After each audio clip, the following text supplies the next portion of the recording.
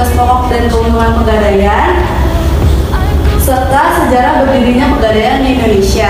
Yang pertama ada definisi pegadaian. Definisi pegadaian adalah lembaga keuangan non-bank atau yang disingkat dengan LKNB yang kegiatannya menjaminkan barang-barang berharga kepada pihak tertentu agar memperoleh sejumlah uang. Dan barang yang dijaminkan akan ditebus kembali atas perjanjian pihak nasabah dengan pihak lembaga gadai. Apabila pihak nasabah tidak dapat menebus kembali barang yang dijaminkan, maka pihak lembaga gadai memiliki hak untuk melelangkan barang tersebut. Pokok Perum Pegadaian. Perum Pegadaian sebagai suatu lembaga yang memiliki misi untuk meningkatkan perekonomian bangsa dengan cara memberikan pinjaman uang berdasarkan hukum gadai kepada masyarakat agar terhindar dari praktik pinjaman uang dengan bunga yang tidak wajar. Ditegaskan dalam keputusan Menteri Keuangan pada tanggal 20 Januari 1970 dengan tugas pokok sebagai berikut. Yang pertama, membina perekonomian rakyat kecil dengan menyalurkan kredit atas dasar hukum gadai kepada para petani, nelayan, pedagang kecil, industri kecil yang bersifat produktif, dan kepada kaum buruh atau pegawai negeri yang ekonominya lemah dan bersifat konsumtif. Yang kedua, mencegah adanya pemberian pinjaman yang tidak wajar, ijon, pegadaian gelap, dan praktik riba lainnya. Yang terakhir, membina pola perkreditan agar benar-benar terarah, bermanfaat, dan jika perlu memperluas daerah operasinya. Manfaat pegadaian. Yang pertama ada manfaat pegadaian bagi nasabah. Manfaat utama yang diperoleh nasabah adalah ketersediaan dana dengan prosedur yang relatif sederhana dan dalam waktu yang lebih cepat, terutama jika dibandingkan dengan kredit perbankan.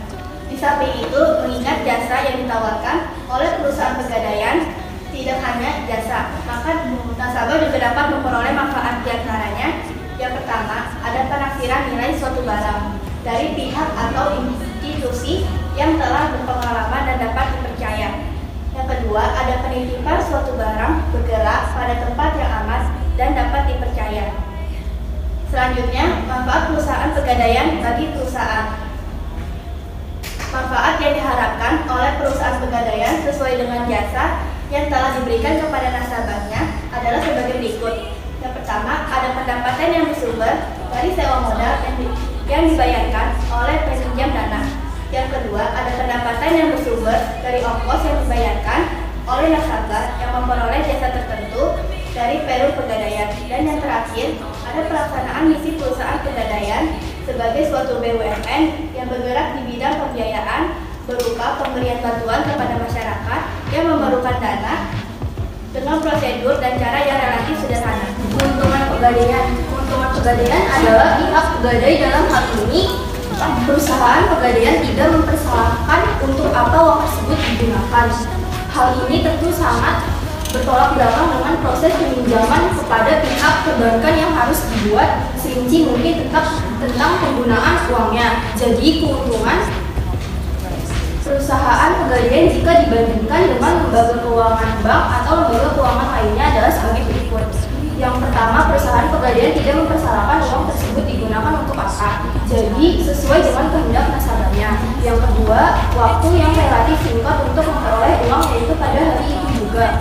Hal ini disebabkan prosedurnya yang tidak berbelit-belit. Dan yang terakhir, persyaratan yang sangat sederhana sehingga memudahkan konsumen untuk memenuhinya. Negara berdirinya perusahaan pegadaian masa pendudukan Belanda dan Jepang. Berdirinya perusahaan pegadaian Indonesia dimulai saat pemerintah penjajah Belanda yang mendirikan Bank Van Lening pada 20 Agustus tahun 1746. Ketika Inggris mengambil alih kekuasaan Indonesia dari tangan Belanda pada tahun 1811 sampai 1814, Bank Van Lening milik pemerintah dibubarkan dan masyarakat diberi secara leluasa untuk mendirikan usaha pegadaian. Namun metode tersebut berdasarkan buruk, pemegang lisensi menjalankan praktik terkelir atau lintah darat yang dirasakan kurang menguntungkan pemerintah Inggris yang berkuasa saat itu. Metode lisensi stelsel diganti menjadi Ritz-Stelsel, yaitu Kemudian pegadaian diberikan kepada umum yang mampu membayar pajak misi kepada pemerintah. Pada saat Belanda berkuasa kembali, pola atau metode versi Lausel tetap dipertahankan dan menimbulkan dampak yang sama, di mana banyak para pemegang hak melakukan penyelewengan dalam menjalankan bisnisnya. Selanjutnya, pemerintahan Hindia Belanda menetapkan apa yang dimaksud dengan kultur Lausel, di mana dalam kajian pegadaian ialah kegiatan pegadaian sebaiknya ditangani oleh pemerintah untuk memberikan perlindungan dan manfaat yang lebih besar bagi masyarakat. Pada tanggal 13 Maret 1901, pemerintah Hindia Belanda mengeluarkan Staatsblad atau jurnal resmi nomor 121 yang mengatur bahwa kegiatan usaha pegadaian merupakan monopoli pemerintah. Dan pada tanggal 1 April 1901 didirikan Pegadaian Negara pertama kali di Sukabumi, Jawa Barat. Pada masa kehidupan Jepang, tidak banyak perubahan yang terjadi, baik dari sisi kebijakan maupun struktur organisasi jabatan pegadaian. Jabatan pegadaian dalam bahasa Jepang disebut dengan Shinji Heike Kyuku yang dipimpin oleh orang Jepang yang bernama Osasan dan wakilnya orang Yunani yang bernama Kensobari. Sejarah berdirinya perusahaan pegadaian di masa pemerintah Republik Indonesia. Pada masa awal pemerintah Republik Indonesia, kantor jabatan pegadaian sempat pindah ke Karanganyar, Kuwait karena situasi perang yang kian mengganas. Agresi militer Belanda yang kedua memaksa kantor jabatan pegadaian dipindah lagi ke Magelang. Kemudian pasca perang kemerdekaan, kantor jabatan pegadaian kembali lagi ke Jakarta dan kembali lagi dikelola oleh pemerintah Republik Indonesia.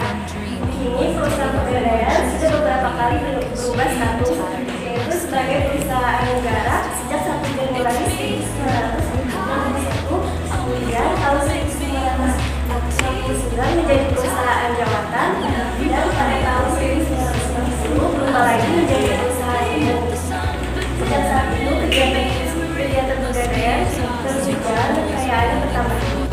Sekian presentasi dari kelompok kami. Kurang lebih mohon maaf. Wassalamualaikum warahmatullahi wabarakatuh. Waalaikumsalam warahmatullahi wabarakatuh.